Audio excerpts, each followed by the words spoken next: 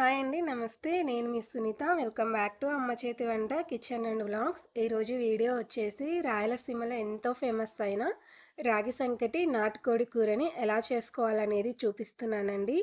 చాలా అంటే చాలా సింపుల్‌గా చూపిస్తున్నాననమాట.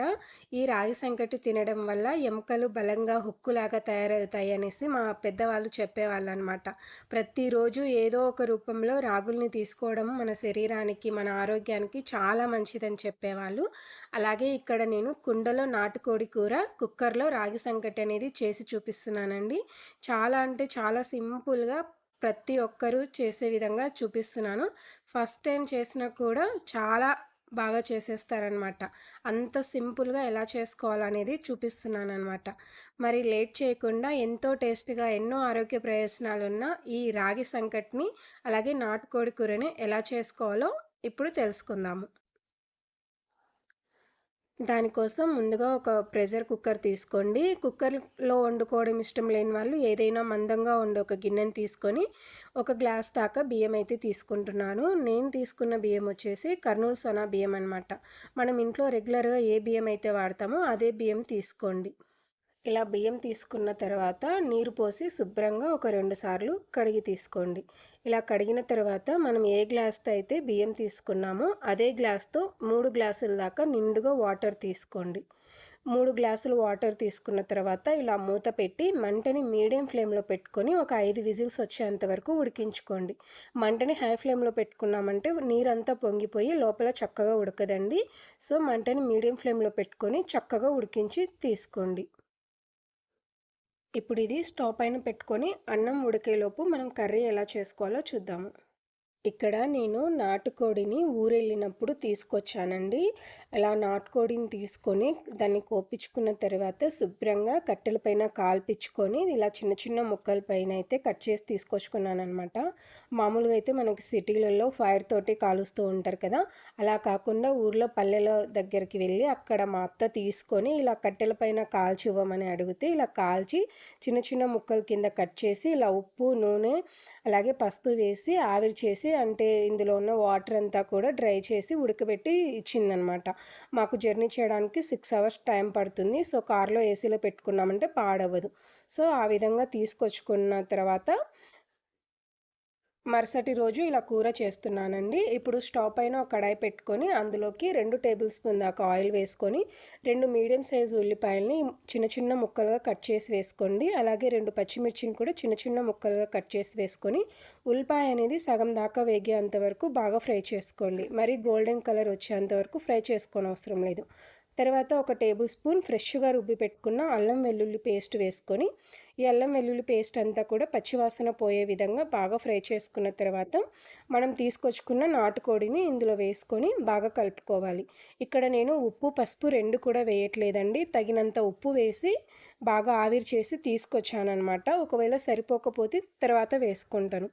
సో, ఈ విధంగా బాగా కలిపిన తర్వాత మూత పెట్టి ఒక 5 నిమిషాల పాటు ఉడకనివ్వండి. ఇంకొంచెం ఏదైనా నీరులాగా ఉంటే బయటకొస్తుందనమాట. సో, 5 నిమిషాల తర్వాత మూత తీసి చూపిస్తున్నాను చూడండి. నీరంతా కూడా చక్కగా ఎగిరిపోయింది. వాటర్ అనేది ఎక్కువ రాలేదండి. లైట్‌గా వచ్చి ఇలా ఆయిల్ అనేది సెపరేట్ అయిందనమాట. సో, ఈ విధంగా ఉడికించుకున్న తర్వాత ఇందులోకి 1.5 టీ స్పూన్ దాకా కారం వేసుకుంటున్నాను. ఇలా కారం వేసుకొని ఒకసారి బాగా కలుపుకుంటున్నాను. నేను తీసుకున్న కోడి వచ్చేసి లేతగా ఉన్న కోడి అండి. ముదురుదైతే కాదనమాట. దీన్ని మనం ఉప్పు, పసుపు, నూనె వేసి ఆవిరి చేస్తున్నప్పుడే 50% ఉడికిపోయిందనమాట. అందుకు గ్రేవీ కన్సిస్టెన్సీకి తగ్గట్టుగా కొద్ది వాటర్ వేసుకొని తీసుకుంటున్నాను. మీరు తీసుకున్న కోడి కాస్త ముదురుదనుకోండి, వాటర్ అనేది ఎక్కువగా వేసి ఉడికించుకోండి. ఇలా తగినన్ని వాటర్ తీసుకొని మరొక్కసారి బాగా కలుపుకోండి. ఇలా కలుపుకున్న తర్వాత మూత పెట్టి మంటని మీడియం ఫ్లేమ్‌లో పెట్టుకొని మధ్య మధ్యలో కలుపుకుంటూ ఒక 10 నిమిషాల పాటు ఉడకనివ్వండి. ఈలోపు మనం అల్లం వెల్లుల్లి పేస్ట్ రుబ్బి పెట్టుకున్న అదే మిక్సీ జార్లోకి ఒక టీ స్పూన్ ధనియాలు, ఒక టీ స్పూన్ జీలకర్ర, 2 ఇంచుల చెక్కని మంటని లో ఫ్లేమ్‌లో పెట్టుకొని ఒక 2 నిమిషాల పాటు వేయించి చల్లారిన తర్వాత మిక్సీ జార్లోకి తీసుకోండి. అలాగే ఒక టీ స్పూన్ గసగసాలను ఒక గంట ముందే నేను నీళ్ళల్లో నానబెట్టి తీసుకుంటున్నానండి. గసగసాలు అనేది పూర్తి ఆప్షన్ అనమాట. వద్దనుకుంటే స్కిప్ చేసుకోవచ్చు. తర్వాత ఇందులోకి 2 టీ స్పూన్ల దాకా ఎండు కొబ్బరి పొడి వేసుకుంటున్నాను. మీ దగ్గర కొబ్బరి పొడి లేకపోతే 2 ఇంచుల కొబ్బరిని చిన్న చిన్న ముక్కలుగా కట్ చేసైనా వేసుకోవచ్చు. తర్వాత 3 పొట్టు వలిసేసిన వెల్లుల్లి రెబ్బల్ని వేసుకొని ఇదంతా కూడా మెత్తగా మిక్సీ పట్టి తీసుకోండి. వాటర్ అనేది ఇంకొంచెం వేసుకొని ఇక్కడ వీడియో క్లిప్లో చూపిస్తున్నట్టు ఈ విధంగా మిక్సీ పట్టుకొని పక్కన పెట్టుకోండి. ఈలోపు మన అన్నం అయితే తయారైపోయిందండి. పూర్తిగా 5 విజిల్స్ వచ్చిన తర్వాత లోపల ఉన్న ప్రెషర్ అంతా పోయిన తర్వాత ఇలా మూత తీసి చూస్తే మెత్తగా అయితే ఉడికిపోయి ఉంటుందండి. ఇలా ఉడికిన తర్వాత ఇలా గరిటెతో కానీ లేదంటే మ్యాషర్తో కానీ కాస్త మెత్తగా అయితే మెదుపుకోండి. రాగి సంకట్లో అన్నం పలుకులు పలుకులుగా ఉండే కంటే మెత్తగా ఉంటేనే చాలా బాగుంటుందన్నమాట. సో ఇక్కడ ఈ విధంగా వీడియో క్లిప్లో చూపిస్తున్నట్టు ఈ విధంగా మెత్తగా రుబ్బుకున్న తర్వాత పక్కన పెట్టుకోండి. తర్వాత ఇప్పుడు మరొక గిన్నెని తీసుకొని అందులోకి మనం ఏ గ్లాస్తో అయితే బియ్యం తీసుకున్నామో అదే గ్లాస్ తోటి 1.5 గ్లాస్ దాకా రాగి పిండి అయితే తీసుకుంటున్నాను. నేను తీసుకున్న రాగి పిండి వచ్చేసి రాగుల్ని నానబెట్టి మలక కట్టి ఎండబెట్టి తర్వాత వేయించి పొడి చేసుకున్న రాగుల పిండి అండి. మీరు కావాలనుకుంటే బయట దొరికే రాగి పిండినైనా తీసుకోవచ్చు. లేదంటే ఇంట్లో రాగులు ఉంటే ఆ రాగుల్ని శుభ్రం చేసి మంటని లో ఫ్లేమ్లో పెట్టుకొని దోరగా వేయించి పొడి చేసైనా తీసుకోవచ్చు. మీకు ఏ విధంగా వీలుగా ఉంటే ఆ విధంగా తీసుకోవచ్చు. నేను తీసుకున్నదైతే మలక కట్టి వేయించి పొడి చేసిన రాగి పిండి అయితే తీసుకుంటున్నాను. మీరు కావాలనుకుంటే 1.5 కప్పుకి 2 కప్పుల రాగి పిండిని కూడా తీసుకోవచ్చు. చాలామంది అదే విధంగా చేస్తూ ఉంటారు. ఫస్ట్ టైం చేసే వాళ్ళైతే కొంచెం తక్కువగా తీసుకుంటే సరిపోతుంది. సో ఇలా తీసుకున్న తర్వాత ముందుగా 2 గ్లాసుల దాకా వాటర్ తీసుకోండి. మనం ఏ గ్లాస్తో అయితే బియ్యము రాగి పిండి తీసుకున్నామో అదే గ్లాస్తో 2 గ్లాసుల దాకా వాటర్ తీసుకొని ముందుగా ఉండలు లేకుండా శుభ్రంగా బాగా కలిపి తీసుకోండి. ఒకేసారి ఎక్కువ వాటర్ తీసుకున్నామంటే రాగి పిండి ఉండలు కడుతుందండి. సో అలా కాకుండా ముందుగా 2 గ్లాసులు తీసుకొని ఈ విధంగా కలుపుకోండి. ఇలా కలుపుకున్న తర్వాత మరొక 2 గ్లాసులు కూడా ఇందులోకి తీసుకోండి. మొత్తంగా ఒక గ్లాస్ బియ్యంకి 7 గ్లాసుల వాటర్ అయితే పడుతుందండి. సో ఇలా వాటర్ తీసుకున్న తర్వాత మరొకసారి కలుపుకోండి. ఇప్పుడు స్టవ్ పైన మనం ఉడికించుకున్న అన్నం కుక్కర్ పెట్టుకోండి. అన్నం కుక్కర్ పెట్టుకున్న తర్వాత మనం కలిపి పెట్టుకున్న రాగి పిండి ఉంది కదా, దాన్ని మరొక్కసారి బాగా కలుపుకోండి. లేదంటే పిండి అంతా కూడా అడుకునే ఉంటుందన్నమాట. సో ఇలా మరొక్కసారి బాగా కలుపుకున్న తర్వాత మొత్తం కూడా ఒకేసారి తీసుకోండి. సో ఇలా తీసుకున్న తర్వాత నెమ్మదిగా కలుపుకుంటూ ఉండండి. ఇక్కడ వాటర్ ఎక్కువైనట్టు అనిపిస్తుంది కదా, మరేం కాదండి. మనం కలుపుతునే కొద్దీ దగ్గర పడుతుందన్నమాట. సో ఇలా కలిపేటప్పుడు మీకు అలవాటు లేకపోతే మంటని లో ఫ్లేమ్లో పెట్టుకొని నెమ్మదిగా కలుపుకోండి. అలవాటు ఉన్న వాళ్ళైతే మీడియం ఫ్లేమ్లో పెట్టుకొని గరిటెతో కానీ లేదంటే ఇంకా ఈజీగా విస్కర్తో కలుపుకోండి. ఈ రాగి సంకటిలో చాలామంది ఉప్పు వేసుకోరండి. నేను కూడా వేసుకోను. ఫస్ట్ టైం తినే వాళ్ళకి అలవాటు ఉండదు కదా, సో వాళ్ళ కోసం అయితే కొద్దిగా ఉప్పు వేసి చూపిస్తున్నాను. ఎక్కువగా ఉప్పు పట్టదు. సో కొద్దిగా ఉప్పు వేసుకొని మంటని మీడియం ఫ్లేమ్లో పెట్టుకొని ఇదే విధంగా బాగా కలుపుతూ ఉన్నామంటే ఈ విధంగా దగ్గర పడుతుందండి. చూస్తూ ఉండే కొద్దీ దగ్గర పడుతుందన్నమాట. ఇలా కలుపుతూ ఉన్నప్పుడు రాగి సంకటి అనేది కాస్త ట్రాన్స్పరెంట్గా అవ్వాలండి.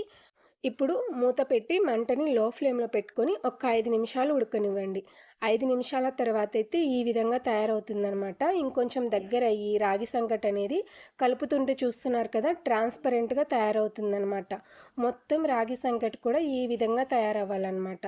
ఇప్పుడు ఇందులోకి 1 టీ స్పూన్ దాకా నెయ్యి వేసుకోండి. నెయ్యి వేసుకోవడం వల్ల టేస్ట్ చాలా బాగుంటుంది. సో ఇలా నెయ్యి వేసుకున్న తర్వాత మరొక్కసారి బాగా కలుపుతూ ఉడికించండి. ఈ రాగి సంకటి అంతా కూడా ఇలా రంగు మారి ట్రాన్స్పరెంట్గా తయారయ్యి దగ్గరగా ముద్దగా రావాలన్నమాట. సో ఆ విధంగా మంటని మీడియం ఫ్లేమ్లో పెట్టుకొని బాగా కలుపుతూ ఉడికించుకోండి. కన్సిస్టెన్సీ చూస్తున్నారు కదా, ఈ విధంగా నెమ్మదిగా డ్రాప్ అవ్వాలన్నమాట. సో ఆ విధంగా దగ్గరకు వచ్చేంత వరకు బాగా కలుపుతూ ఇలా ట్రాన్స్పరెంట్గా రాగి అంతా కూడా బాగా కనిపించే విధంగా ఈ విధంగా ఉడికించుకోవాలన్నమాట. సో ఇలా ఉడికించుకున్న తర్వాత స్టవ్ ఆఫ్ చేసి మూత పెట్టి పక్కన పెట్టేసుకోండి. ఈలోపు మన నాటుకోడి ఎంతవరకు ఉడికిందో చూద్దాము. ఇలా మూత తీసి చూస్తే కూర అనేది చక్కగా ఉడికిందండి. ఇలా ఉడికి కొంచెం దగ్గర పడిందనమాట. సో ఈ విధంగా ఉడికిన తర్వాత ఇందులోకి 2 మీడియం సైజ్ టమోటాలని చిన్న చిన్న ముక్కలుగా కట్ చేసి వేసుకోండి. అలాగే మనం మిక్సీ పట్టి పెట్టుకున్న మసాలాని కూడా తీసుకోండి.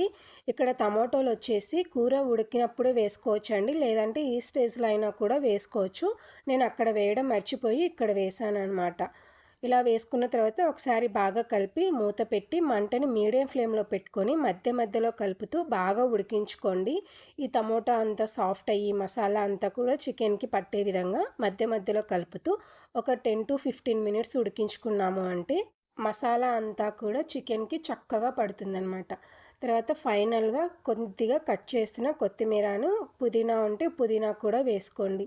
వీటన్నిటిని వేసుకున్న తర్వాత ఒకసారి ఉప్పు సరిచూసుకోండి. మనం ఎక్కడా కూడా ఉప్పు వేయలేదనమాట. నాకైతే కరెక్ట్గా సరిపోయింది. మీరు ఇలా చేసింది కాకుండా డైరెక్ట్గా నాటుకోడిని అలాగే తీసుకుంటుంటే ఉప్పు వేసుకోవడం అస్సలు మర్చిపోకండి. కన్సిస్టెన్సీ ఈ విధంగా ఉండేటట్టు చూసుకోండి. చల్లారిన తర్వాత ఇంకొంచెం దగ్గర అవుతుంది. రాగి సంకటికి ఇలా జారుగా ఉంటేనే చారుగా ఉంటేనే బాగుంటుందన్నమాట. ఇప్పుడు స్టవ్ ఆఫ్ చేసేయండి. స్టవ్ ఆఫ్ చేసినా కూడా ఉడుకుతూనే ఉంటుందండి. కుండలో చేసాం కదా, ఒక 5 నిమిషాల పాటు అలా ఉడుకుతూనే ఉంటుందన్నమాట. స్టవ్ ఆఫ్ చేసి మూత పెట్టి పక్కన పెట్టేసేయండి. ఇప్పుడు రాగి సంకటి వచ్చేసి బాగా చల్లారిందండి. కాస్త గోరువెచ్చగా ఉందన్నమాట. మరొక్కసారి బాగా కలుపుకొని ఇలా నెయ్యి అప్లై చేసిన గిన్నెలోకి తీసుకుంటున్నాను. నెయ్యి అప్లై చేయడం అనేది పూర్తిగా ఆప్షన్ అండి. నెయ్యితో తింటే నాకు ఇష్టం కాబట్టి ప్రతి చోట నెయ్యి యాడ్ చేశాను. మీరు కావాలనుకుంటే గిన్నెని వాటర్లో ముంచి ఆ విధంగా కూడా చేసుకోవచ్చు అనమాట.